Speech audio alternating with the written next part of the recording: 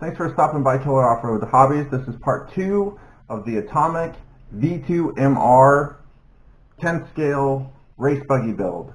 Now, we got bags A through F last time, and this is how far we got. We got the motor mount on, we got the spur gear and transmission and rear diff in, we got the body post for the battery tray in, we got the whole front assembled, and we got the rear A-arms and hub carriers on. So right now we're going to be going through from bag G to K, which will be the rest of this, and we're just I'm gonna put it together and then show you guys, put a little more together and show you guys. Like I said in the last video, I'm not going to do an in-depth kit build on this thing. I'm just giving you guys kind of the rough around, how it goes together and everything. But for $65, this thing is coming together beautifully, guys.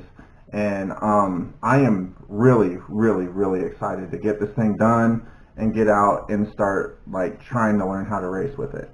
Alright guys, so this is where I've got to now. I've got the rear shock tower on, I've got the ESC mount right there, I've got the motor protector right here, got the rear A-arms on and the links and the CVD drive shafts on. But I'm excited about this thing. Look at it, guys. I mean, coming together nice. I did buy the upgraded version. I thought I saw the carbon fiber shock towers in there, but the only carbon fiber thing I got was the battery hold down. It was supposed to come with carbon fiber shock towers, but hey, it's 65 bucks. I can't really complain for how nice of a kit this is. But we're going to get in the shock assembly right now, so I'm going to start this and then we'll be right back, guys. Alright, so that part's ready to go. Now you're going to take your shaft here, and these get these little tiny clip things. Hopefully you guys can see that, but I really don't like these clips. But you get it to stay on there, hopefully, and then you really carefully pop it on there like that. And then we're doing the standard 4-hole pistons, so you put your piston on and then it gets another one of those little C-clip things on the top here.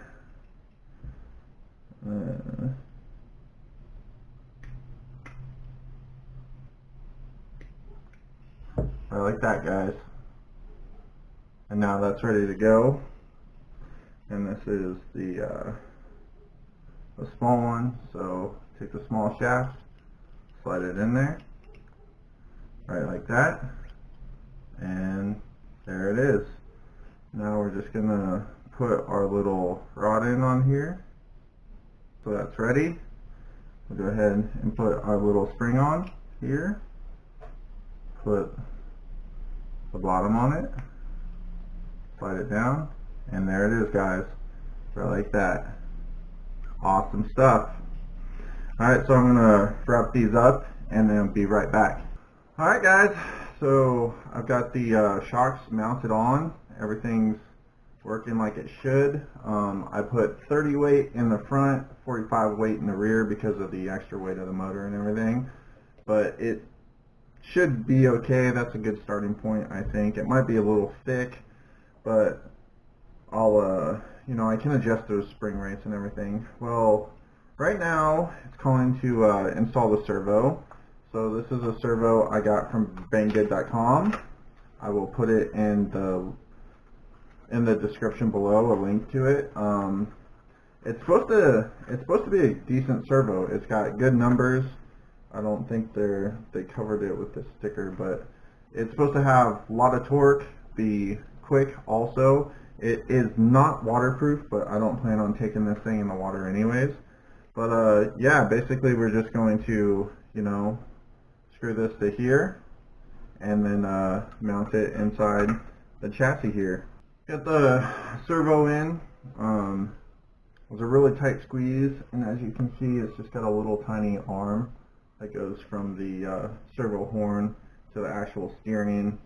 But I brought out ESC and a battery and stuff and centered the servo before actually installing it, because there's no way to get in there.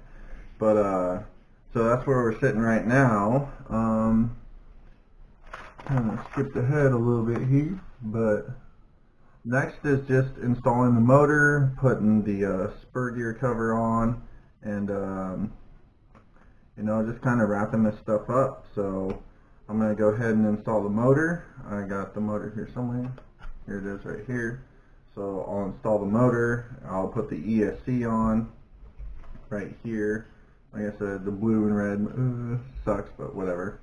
I can, like I said, I can use one of my other motors. It's not a big deal.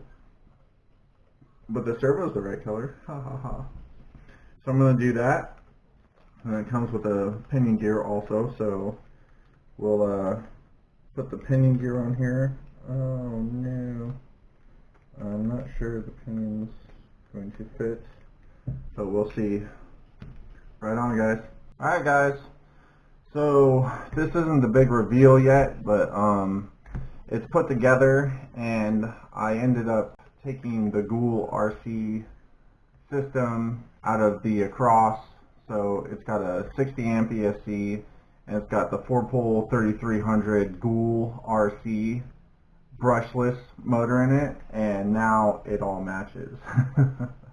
I can't finish this right now because of I had to order a pinion gear, 48 pitch pinion gear that will fit a 5mm shaft, because I didn't want to put a 390 size brushless system in this. I wanted to have an actual 10 scale system in it.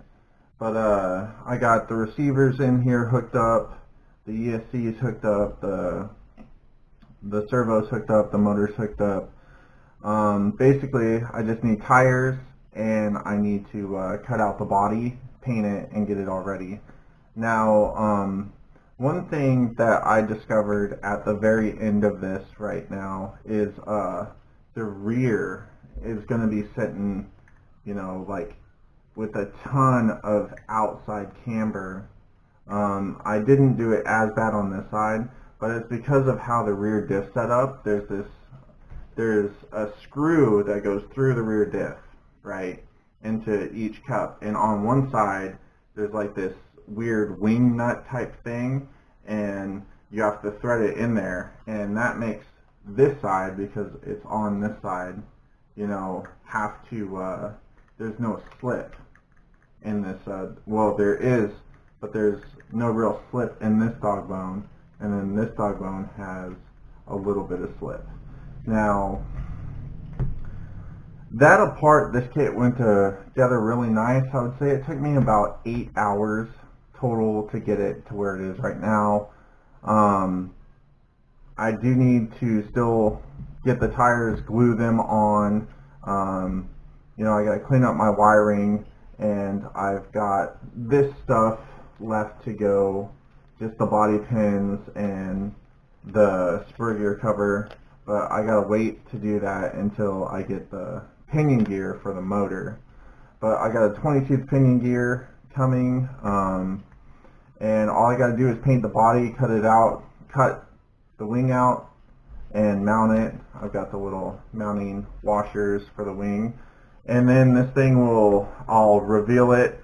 But yeah, all in all, I mean, it was a really good kit. Went together, you know, really nicely until that one little thing. I don't like having that camber on the end, on the back tires, but if you don't, it sticks. Like, it'll go up and it binds up and sticks. And as you can see right now, I've got it to the closest point I can get in without having binding issues, and then I matched the other side as close.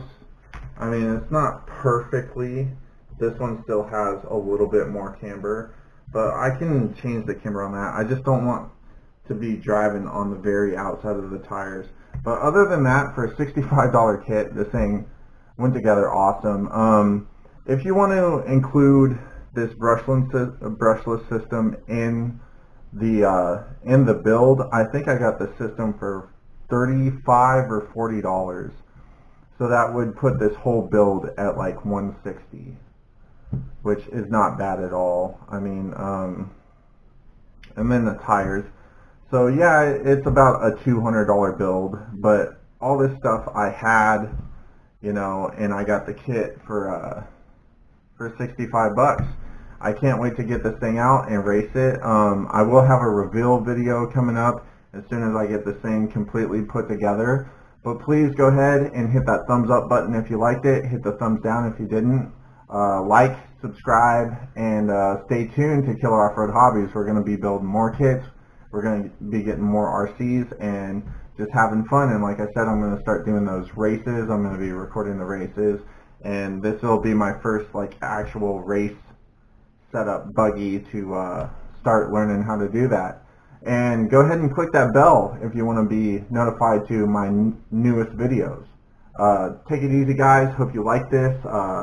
And big thanks from Killer Off-Road Hobbies. You know, we're over 500 subscribers, and I am pumped. Killer Off-Road Hobbies. Peace, guys.